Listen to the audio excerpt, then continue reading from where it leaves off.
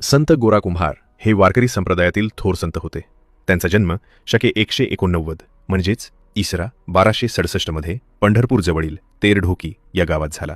त्यांच्या वडिलांचे नाव माधवबुवा आणि आईचे नाव रखुमाई होते.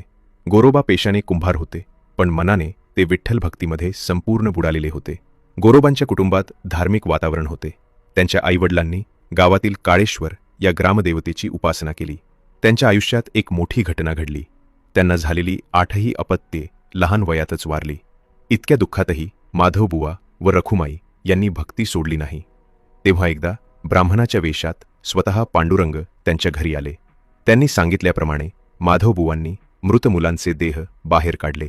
विठ्ठलाने त्यातील 7 मुलांना स्वर्गात पाठवले आणि 8वे बाळ त्यांच्या हाती दिले. हे मूल मातीतून काढल्यामुळे त्याचे नाव गोरोबा ठेवण्यात आले. पुढे हेच बाळ म्हणजे संत गोरोबा कुंभार. त्यामुळे लोक त्यांना प्रेमाने गोरोबा काका म्हणू लागले.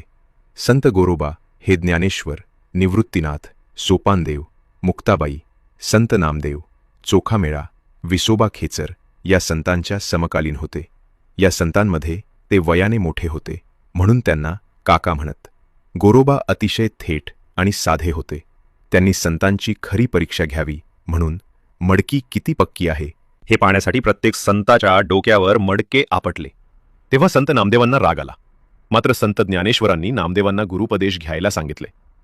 पुढे नामदेवांनी विसोबा खेचरांना आपले गुरु मानले.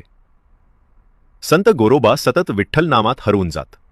एकदा ते मातीत उडवीत होते आणि त्यांचे लक्ष विठोबाच्या नामस्मरणात इतके गुंतले की त्यांच्या पायाखाली त्यांचा लहान मुलगा दाबला गेला. मुलाचा जीव गेला, पण विठोबाच्या कृपेने तो पुन्हा जिवंत झाला अशी आख्यायिका आहे. या घटनेतून गोरोबांची भक्तिभावातील तन्मयता लक्षात येते.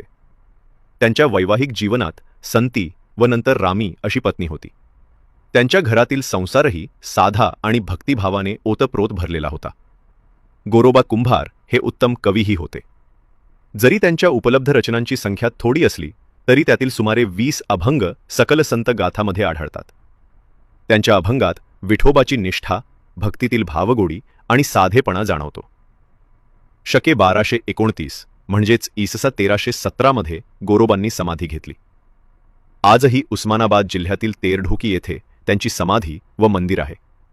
येथे दरवर्षी भक्त विठोबा व गोरोबा काकांचे नामस्मरण करायला येतात. संत गोरा कुंभार यांनी त्यांच्या जीवनातून भक्ती, साधेपणा, ईश्वरनिष्ठा आणि विठ्ठल नामाची अखंड साधना याचे श्रेष्ठ उदाहरण दिले.